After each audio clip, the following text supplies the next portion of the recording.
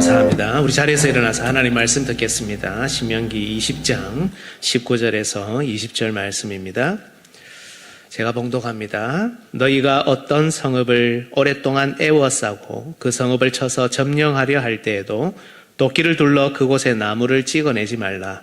이는 너희가 먹을 것이 될 것임이니 찍지 말라. 들의 수목이 사람이냐 너희가 어찌 그것을 애워싸겠느냐.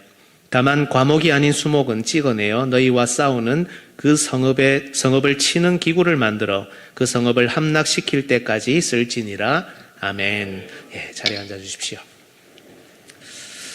오늘 이후에 성찬식도 있고 해서 여러분 보통 설교는 해석이 있고 적용이 있습니다. 저도 적용을 많이 할 때도 있고 또 어떻게 할 때도 있지만은 오늘은 적용을 많이 하지 않겠습니다. 여러분들이 설교를 따라오시면서 자유롭게 또 하나님 주시는 마음으로 적용하시면 좋을 것 같고 또 중간중간에 사진도 있고 또 새로운 사실들을 또 이렇게 알게 될 것 같습니다. 그래서 여러분들이 관심을 가지고 마음을 열고 그냥 이렇게 넋놓고 오지 마시고 설교를 차분하게 잘 따라와 주시면 좋겠습니다. 우리 지난 주일에 오늘 본문에 관한 첫 번째 설교를 들었습니다. 특히 성읍 바깥에 있는 과목, 과일을 맺고 열매를 맺는 그 나무를 어떻게 처리해야 하는가 이것을 살폈습니다. 이 성읍이 가나안 안에 있는 성읍이든 혹은 가나안 밖에 있는 성읍이든 이 성읍은 오랫동안 이스라엘을 가로막고 있습니다. 이 치열한 공성전으로 인해서 이스라엘은 지금 상당히 피곤하죠. 이때 이스라엘은 자칫 세상의 전쟁 방식을 따를 그런 유혹에 빠질 수 있습니다. 성읍 바깥의 나무들, 특히 과일나무, 그리고 뻗어있는 들판들, 그 주변으로 형성되어 있는 마을들, 이 성읍의 오랜 기간 안정적인 통치 그리고 그 힘과 권세를 보여주죠. 이스라엘이 이 모든 것을 찢고 폐허로 만들어서 성 안에 대항하는 자들을 낙심시켜 성을 점령하는 세상 나라의 전쟁 방식을 선택하지 않도록 하나님은 안내하고 계시는 겁니다. 이스라엘이 점령해야 하는 이 성읍은 비록 오랫동안 저항할 수는 있어도 반드시 무너집니다. 하나님의 약속입니다. 따라서 이스라엘은 이 약속을 믿으며 죄의 결과물 정도를 찍어내는 것이 아니고 성읍 자체를, 죄의 본진을 공격해야 합니다. 하나님의 방식으로 하나님의 전쟁을 수행하고 죄의 본진을 당당하게 공격해서 하나님의 공의를 이 땅 가운데 드러내야 한다는 겁니다. 그래야 과일 열매를 맺는 나무들, 바로 하나님께서 그들을 위해 예비하신 언약의 복을 따먹을 수 있다. 이런 말씀입니다. 이런 배경 속에서 우리는 오늘 본문의 두 번째 설교, 또 마지막 설교를 들어야 합니다. 오늘 설교의 주제도 지난주와 같습니다. 제가 읽겠습니다. 하나님 나라의 전쟁은 구원과 심판, 복과 저주를 사용해야 하는 전쟁입니다. 대지는 세 번째, 수목의 사용. 첫 번째, 두 번째는 지난주에 했고요. 오늘 마지막 대지 설교하겠습니다. 오늘 본문에서 하나님께서는 수목을 과목과는 다르게 처리하라고 말씀합니다. 열매 맺지 못하는 나무죠. 이 수목은 반드시 찍어내어서 성읍을 치는 기구를 만들어서 성을 점령할 때까지 사용하라는 겁니다. 왜 이렇게 다른 처리를 말씀하셨을까 궁금하죠. 수목도 여러분 성의 위용을 돋보이게 하고 또 그 주변을 아름답게 만드는 그런 풍경이 되지 않습니까? 어차피 이 성읍이 함락될 거라면 과일나무는 그들에게 먹을 것을 제공할 것이고 이 수목은 그들에게 좋은 공기와 아름다운 풍경을 제공할 것이 아닙니까? 그런데 이걸 왜 찍어내라고 하냐 이 말입니다. 열매 맺지 못했을까 이런 생각이 들죠. 여러분 구약의 다른 본문을 보면 이 규례가 적용된 전쟁 사례들이 나옵니다. 열왕기하 3장 18절에서 19절 이것은 여호와께서 보시기에 작은 일이라 여호와께서 모압 사람도 당신의 손에 넘기시리니 당신들이 모든 견고한 성읍과 모든 아름다운 성읍을 치고 모든 좋은 나무를 베고 모든 샘을 메우고 돌로 모든 좋은 밭을 헐리다 하더니 이스라엘과 남유다 그리고 에돔이 연합하여 모압을 치려고 할 때 엘리사가 해준 말입니다. 그리고 예레미야 6장 6절 만군의 여호와가 이와 같이 말하노라 너희는 나무를 베어서 예루살렘을 향하여 목책을 만들라. 오늘 본문에 나오는 기구가 목책이라는 뜻입니다. 이는 벌받을 성이라 그 중에는 오직 포악한 것뿐이니라. 이 예루살렘을 칠 때도 이게 이제 이방 나라에게 당하는 심판인데요. 이방 나라를 칠 때 혹은 이방 나라의 침략을 받을 때도 이 율법이 적용됐다는 것을 우리가 알 수 있습니다. 특히 방금 읽었던 이 예레미야 6장 6절은 예루살렘을 공격하는 이방 나라를 묘사하는데요. 이 이방 나라는 바벨론입니다. 바벨론이 강한데 이 정도까지 했을까라는 생각이 들기도 하죠. 다소 상징적인 표현으로 목책을 만들고 나무를 베고 이렇게 공격하라, 이렇게 하는 내용들이 나옵니다. 즉 열매의 유무와 상관없이 하나님께서는 이 규례를 통해 뭔가 주고자 하는 메시지가 있다는 사실을 우리는 어렴풋이 짐작할 수 있는 겁니다. 이제 우리는 성경을 통해 그걸 하나씩 찾아가야 되는 것이고요. 여러분, 제가 조금 이상한 질문을 던져보겠습니다. 이 열매 맺지 못하는 나무, 수목이라고 번역된 이 나무는 언제부터 세상에 있었을까요? 여러분 혹시 어떻게 생각하십니까? 이 나무들은 언제부터 존재했을까? 이 땅 가운데. 좀 질문이 이상하죠? 천지 창조 때부터겠죠. 이렇게 다들 생각을 합니다. 이 세상 모든 것을 하나님이 창조하셨으니까요. 그런데 여러분, 우리가 천지 창조에 관한 기사, 이 말씀을 있는 그대로 잘 읽어보면 좀 이상한 점이 하나 있다는 것을 발견하게 됩니다. 창세기 1장 11절로 12절 눈으로 따라오십시오. 하나님이 이르시되 땅은 풀과 씨 맺는 채소와 각기 종류대로 씨 가진 열매 맺는 나무를 내라. 이게 첫 나무를 창조할 때 기사입니다. 각기 종류대로 씨 가진 열매 맺는 나무를 내라 하시니 그대로 돼요. 땅이 풀과 각기 종류대로 씨 맺는 채소와 각기 종류대로 씨 가진 열매 맺는 나무를 내니 하나님이 보시기에 좋았더라. 이 구절을 여러분 있는 그대로 받아들이면 하나님께서 처음 창조하신 나무들은 죄다 뭐다? 열매 맺는 나무들입니다. 그죠? 그럼 에덴 동산에서 하나님이 주셨던 나무들은 어떤 나무들이었을까? 창세기 2장 9절 여호와 하나님이 그 땅에서 보기에 아름답고 먹기에 좋은 나무가 나게 하시니 동산 가운데에는 생명나무와 선악을 알게 하는 나무도 있더라. 심지어 생명나무와 선악을 알게 하는 나무도 열매를 맺는 나무입니다. 전부 다 열매 맺는 나무만 등장하고 있습니다. 놀랍게도 성경 본문상으로는 처음 창조되었을 때 열매 맺지 못하는 나무는 적어도 보이지 않습니다. 뱀이 여자를 유혹했을 때의 말을 한번 들어볼까요? 이 사실을 알고 보면 좀 느낌이 다릅니다. 창세기 3장 1절 여자에게 물어 이르되 하나님이 참으로 너희에게 동산 모든 나무의 열매를 먹지 말라 하시더냐. 사실 이 세상 자연 만물이 여러분 얼마나 아름답습니까? 열매를 맺지 못하는 나무라도 이 나무들이 숲을 이루고 산을 이루고 있는 것을 보면 정말 아름답습니다. 하나님께서 이 모든 것을 창조하시고 우리에게 선물로 허락하셨다고 찬송할 만큼 아름답지 않습니까? 그런데 놀랍게도 첫 창조 때에 하나님의 말씀은 열매 맺지 못하는 나무에 관한 언급이 없다는 겁니다. 오해하지 마십시오. 저는 하나님께서 말씀으로 온 세상 만물을 창조하신 것을 믿습니다. 여러분도 믿으십니까? 아멘. 비록 우리가 다 이해하지 못하지만 하나님은 저 하늘의 해와 달과 모든 수많은 별들을 하나님이 두셨고 모든 것을 하나님이 창조하시고 지금도 섭리하고 계신 것을 저는 믿습니다.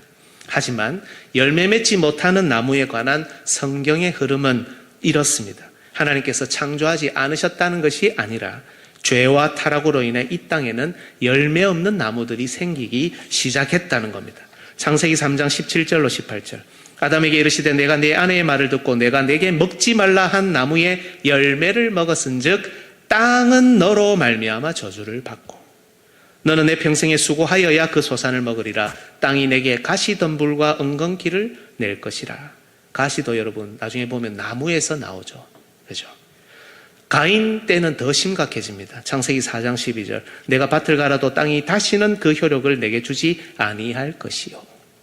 이후 성경을 계속 따라가다 보면 우리는 가시나무, 떨기나무, 열매 없는 나무들을 너무 많이 만난다는 겁니다.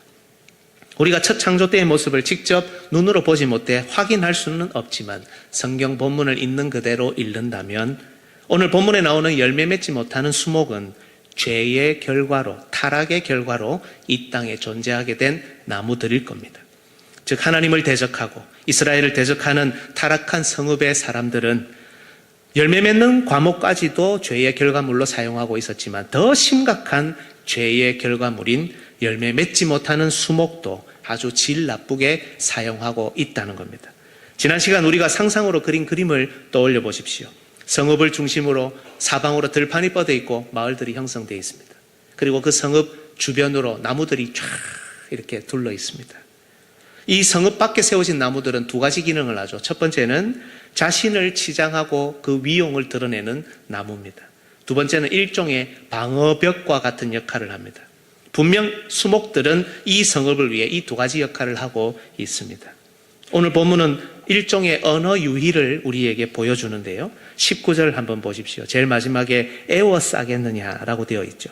거기 애워라고 번역한 단어가 바로 방벽, 방어벽, 보루, 망대, 포위 뭐 이런 뜻입니다. 그리고 20절에 성읍을 치는 기구, 아까 우리가 봤던 목책이라는 단어, 기구라는 이 단어 역시 똑같은 방어벽, 보루, 망대, 포위 이런 뜻입니다. 즉 이스라엘 군인들은 그 수목을, 그 과일나무들을 잘라내기 위해서 방벽을 치지 말고 에워싸지 말고 도리어 이 수목들을 쳐서 찍어서 방벽을 만들어서 성을 점령하는 도구로 써라 이 말씀입니다. 비록 이 수목들이 방벽의 역할을 하고 있다는 명시적인 언급은 없지만 방벽이라는 이 두 번의 단어를 통해서 수목이 성읍을 그런 식으로 보호하고 있다는 것을 우리는 짐작할 수 있습니다. 따라서 여러분, 수목은 과목보다 훨씬 더 심각한 죄의 결과물이라 우리가 이해할 수 있죠. 하나님을 대적하는 이 성읍은 이 심각한 죄의 결과물로 자신을 치장하고 있습니다. 동시에 이것을 방벽으로 삼아 하나님의 군대를 그리고 복음의 길을 가로막고 있습니다. 주 안에서 사랑하는 여러분, 오늘 수목을 찍어 기구를 만들어 성을 치라는 명령은 우리가 만들어낸 이 심각한 죄의 결과물이 우리를 치장하고 있는 것을 꺾고 우리가 결국 쌓고 있는 그 성읍을 치는 도구가 되어야 한다는 그런 말씀입니다. 정말 그렇지 않습니까? 죄는 너무 달콤합니다. 다른 사람의 재물을 취하는 것, 나에게 이익이 생기니까 얼마나 달콤합니까? 다른 사람의 여인과 남자를 품는 것, 이웃과 더불어 거짓을 말하며 다른 사람을 함부로 비방하는 것, 여러분 너무 재밌고 달콤하지 않습니까? 하지만 그 달콤한 죄의 결과물은 반드시 무기가 되어서 우리를 칠 것이라는 사실입니다. 이 시대 그리스도인들의 문제 중 하나는 죄의 심각성을 모른다는 데 있지 않습니까? 성경이 죄라고 지적하는 내용을 상대화시킵니다. 그 죄의 결과를 심각하게 생각하지 않습니다. 죄 짓는 것을 두려워하지 않습니다. 회개하면 되지. 이 정도는 하나님께서 사랑으로 용서하시겠지. 우리가 짓는 죄의 이면을 들여다보면 이런 생각들이 지배적입니다. 하지만 여러분, 그렇지 않습니다. 물론 자비로우신 우리 하나님께서는 우리가 예수 그리스도의 이름으로 회개할 때 용서하십니다. 그러나 하나님이 하시는 다른 말씀도 들어보십시오. 죄와 싸워 이겨라. 악은 그 모양이라도 버려라. 단호하게 말씀하고 계십니다. 그렇지 않으면 그 죄가 반드시 우리의 발목을 끊고 우리를 넘어뜨릴 것이라고도 말씀하고 있는 겁니다.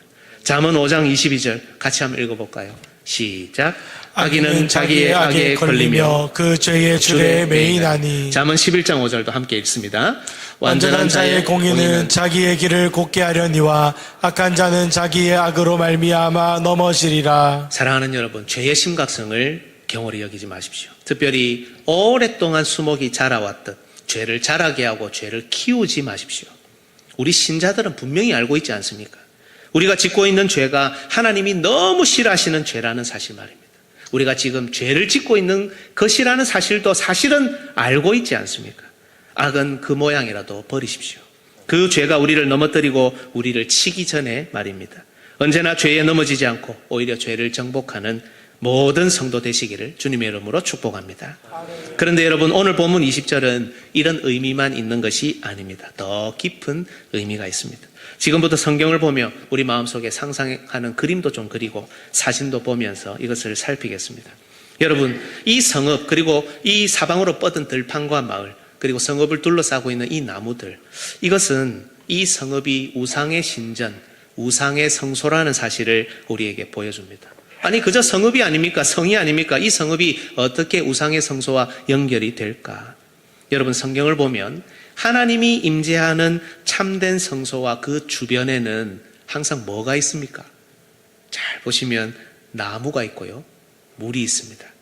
에덴 동산 첫 성소죠. 그저 어떤 정원, 아름다운 가든 정도가 아닙니다. 하나님이 임재하시는 바로 그곳, 성소입니다. 동산 중앙에 뭐가 있습니까? 선악을 알게 하는 나무, 생명나무, 두 나무가 있습니다. 그리고 앞에 구절에서도 보았듯이 이 동산은 각종 열매 맺는 나무들로 치장되어 있습니다. 에덴 동산을 한번 그려보십시오. 나무들이 꽉 찼는데 전부 다 주렁주렁 꽃과 열매들을 맺고 있습니다. 얼마나 아름답습니까? 바로 그곳에 하나님이 임재하시죠. 이뿐만이 아닙니다. 강이 에덴에서 흘러나와 동산을 적시고, 동산이 에덴보다 밑에 있습니다. 그죠? 강이 에덴에서 흘러나와 동산을 적시고 네 근원으로 나눠져서 세상으로 뻗어갑니다. 그리고 여기에는 각종 보석들이 즐비합니다. 가장 초기의 성소는 나무, 그리고 물, 그리고 보석으로 아름답게 장식되고 단장되고 치장되어 있습니다. 그런데 여러분, 타락 이후에 이 성소가 자취를 감춥니다.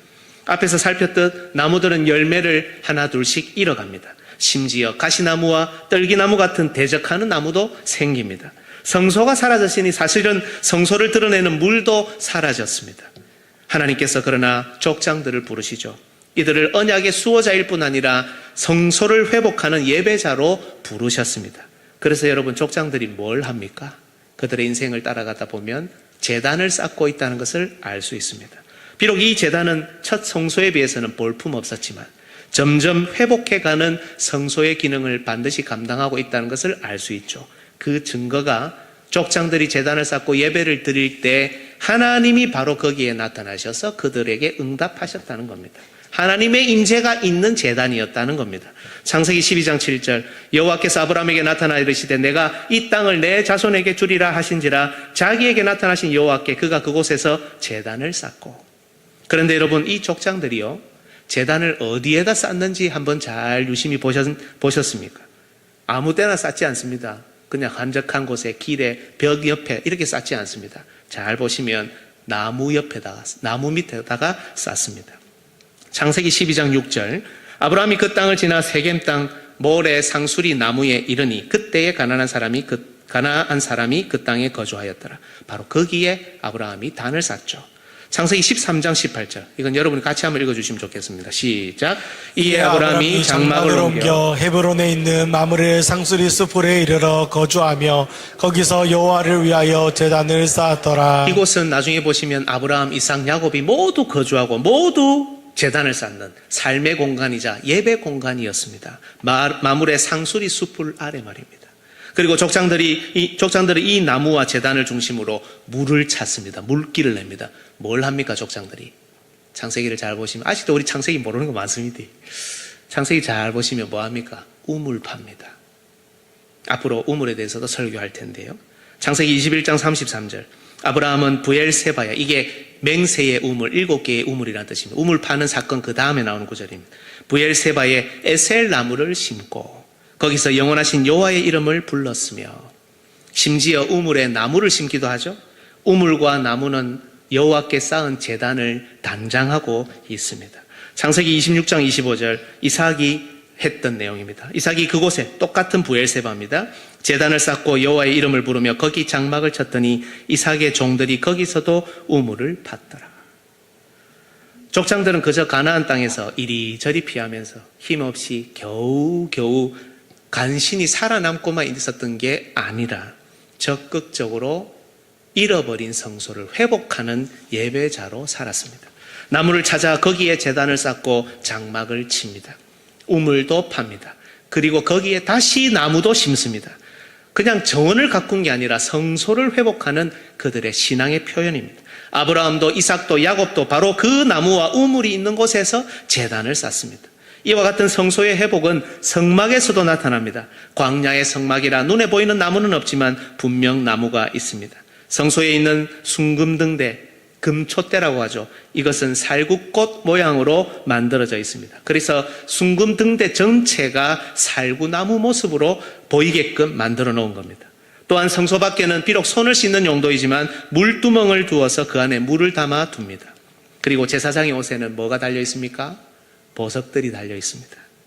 성막은 비록 광야였지만 회복된 에덴 동산을 상징하는 겁니다. 회복된 아담의 역할을 제사장이 하면서 말입니다. 그리고 이것이 나중에 성전으로 바뀌었을 때, 발전했을 때 이 이미지는 더 화려하게 바뀝니다. 열왕기상 6장 29절 내 외소 사방벽에는 모두 그룹들과 이 천사들을 의미합니다. 종려와 종려나무죠. 핀꽃 형상을 아로 새겼고, 그리고 에스겔 47장 7절도 보십시오.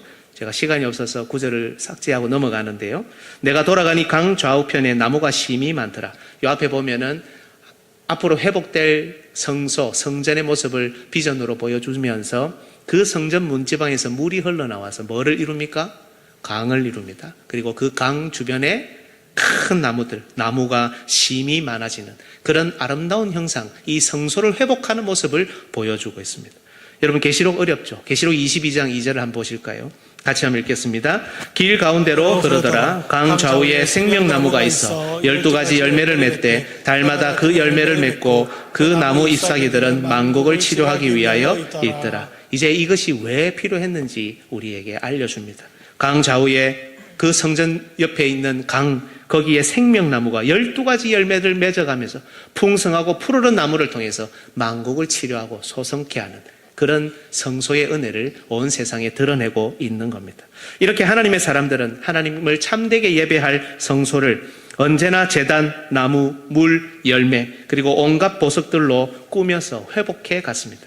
그렇다면 여러분, 요거는 참된 성소고요. 지금 우리는 우상의 성소를 생각할 거잖아요. 우상을 섬기고 다른 신을 섬기는 사람들은 그들의 제단과 성소를 어떻게 만들었을까? 우상이니까, 다른 신을 섬기니까 정반대로 만들었을 것 같잖아요. 그런데 참 희한하게도 아주 비슷하게 만듭니다. 여러분, 기억합시다. 사탄은 언제나 하나님을 흉내냅니다. 현상이 똑같다고 그게 하나님의 모든 역사가 아닐 수 있다는 것을 기억해야 됩니다. 사탄도 그 일을 흉내낼 수 있기 때문입니다.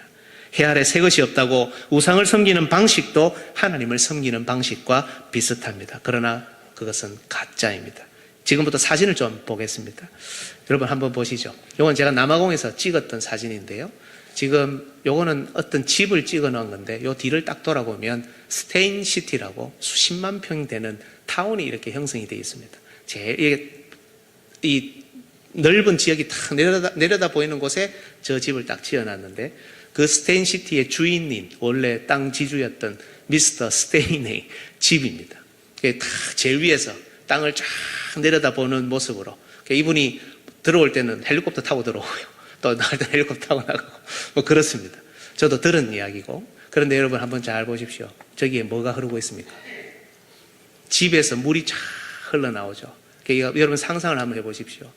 이게 물이 집에서 싹 흘러나와서 온 대지를 적시는 그런 모습으로, 이게 우상 숭배는 아닙니다만 뭔가를 조금 이런 내용들을 아는 사람이다, 이런 생각이 저걸 보면서 들었습니다. 마치 집에서 은혜의 물줄기가 쫙 흘러나와 성전의 이미지를 저렇게 형상화해 놓은 것이 아닌가, 이렇게 생각이 들죠. 그 다음 사진 한번 보시겠습니까? 이건 우리 당회 수양회 때 일본에서 신사를 방문했을 때 찍은 사진입니다.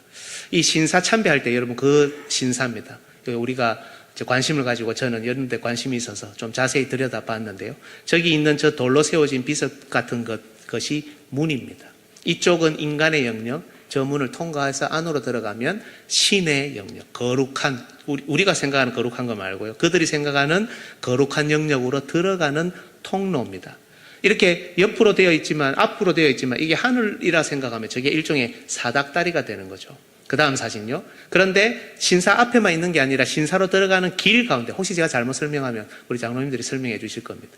신사로 들어가는 길을 보면 계속해서 문이 이렇게 연결이 되어 있는 것을 볼 수 있습니다. 점점 더 거룩한 곳으로 나아가는 그런 모습으로 되어 있죠. 그런데 여러분 한번 잘 보십시오. 그 다음 사진요. 딱 들어가면 오른편에 이게 딱 있습니다. 저기 뭡니까 여러분? 물이죠. 모든 곳이 다 이런 형식으로, 이런 모습으로 흘러내려왔다는 것을 우리가 짐작할 수 있습니다. 제가 이걸 놓치지 않고 사진으로 담아왔습니다. 그 다음요. 제일 안에 딱 들어가면 제일 거룩한, 그들이 말하는, 우리가 말하는 소위 지성소가, 그들의 지성소가 저기에 있죠. 근데 저 지성소 지붕을 한번 보십시오. 뭐가 돼 있습니까? 나무로 쫙, 마치 저기가 하늘나라인 것처럼 쫙 표현을 해놨죠. 그 안에, 그 다음 사진요. 실제로 이 사제가 신사에 참배를 하는 모습인데, 제가 동그라미 옆에 잘 보이실는지 모르겠습니다만 여러분 보시면 뭐가 보입니까? 나무가 보이죠. 이런 모습으로 다 만들어 놓은 겁니다. 그 다음 사진요. 그 다음에 저 지성소 같은 곳에서 뒤를 딱 돌아보면 양쪽으로 예쁜 나무가 장식이 되어 있고 그 밑에 뭐가 있습니까? 물이 흘러가고 있습니다. 모든 것이 이런 형식으로 만들어져 있고 우상을 섬기는 자들도 비슷한 모습으로 해온다는 겁니다. 일본의 신사만 저런 것이 아닙니다. 그 다음 사진 보십시다. 우리나라 사찰입니다. 울진 불령사 우물이라네요.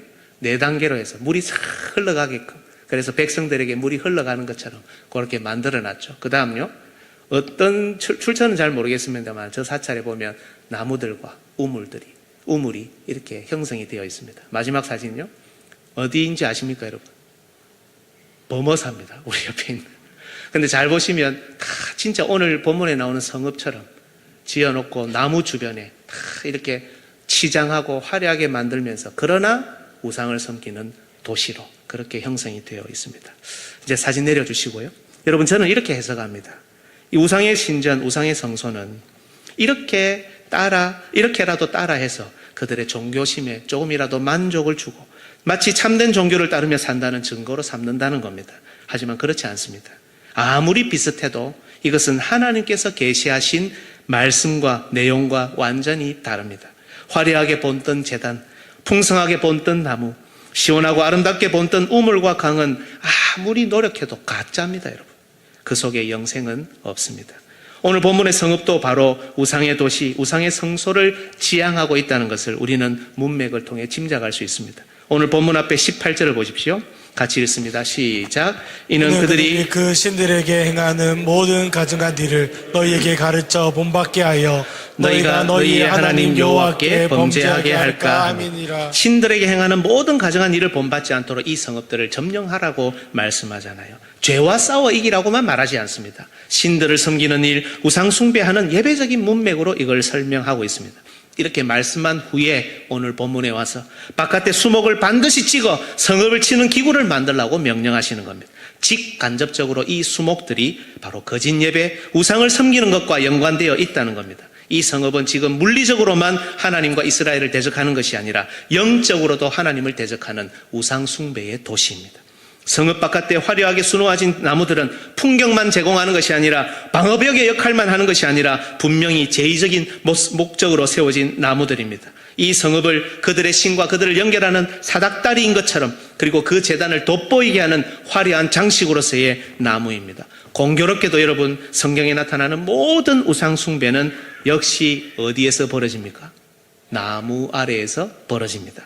그래서 족들도 족장들을 흉내내 마치 그들이 잘 하고 있는 것처럼 나무 아래 제단을 쌓고 거기서 우상을 숭배하는 겁니다. 이사야 57장 5절, 너희가 상소리 나무 사이 모든 푸른 나무 아래에서 음욕을 피하며 골짜기 가운데 바위 틈에서 자녀를 도살하는도다. 잘 읽어보면 우상 숭배의 결과라는 것을 알 수 있습니다. 주 안에서 사랑하는 여러분, 오늘 본문의 수목을 처리하는 규례는 우리에게 무엇을 말씀합니까? 죄의 결과물이 우리를 치는 도구가 된다는 것을 넘어서 우리가 세운, 그리고 세상이 세워가는 모든 악한 성소, 그것을 치장하는 모든 것을 찍어내어 그 성읍을 온전한 성소로, 참된 예배의 도성으로 만들라는 겁니다.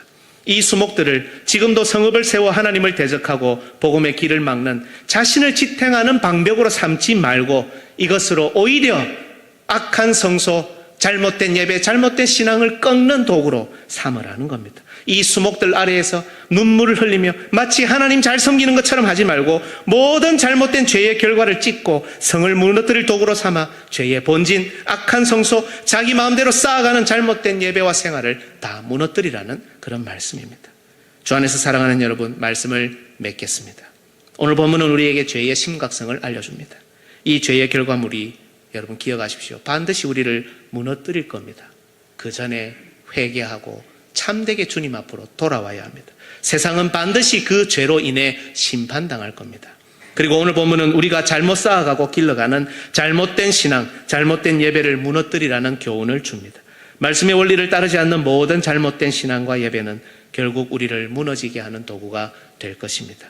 이제 우리는 과일나무를 찍어내서는 안 됩니다. 비록 저주의 도구로 사용되었지만 그것을 우리 전쟁의 전리품으로 삼아 하나님의 복을 누리는 통로로 삼아야 합니다. 나의 인생길에 있는 저주의 도구들을 바꾸어서 하나님 은혜의 통로로 만들어 가시기를 축복합니다. 그리고 이제 우리는 수목을 반드시 찍어내어 전쟁의 도구로 삼아야 합니다. 하나님 말씀을 떠난 신앙, 하나님 말씀을 떠난 예배, 하나님 말씀을 떠난 모든 형태의 잘못된 것들을 찍어내어서 우리가 세상이 세운 성읍들을 무너뜨리는 방벽으로 삼아야 합니다. 그럴 때 우리에게 이 점령한 성읍의 과목에서 과일을 따먹을 수 있는 은혜가 주어질 것입니다. 우리 남은 삶에 죄와 싸워 이기며 언약의 복을 마음껏 누리는 우리 모든 성도들 되시기를 주님의 이름으로 축복합니다. 아멘. 이 시간에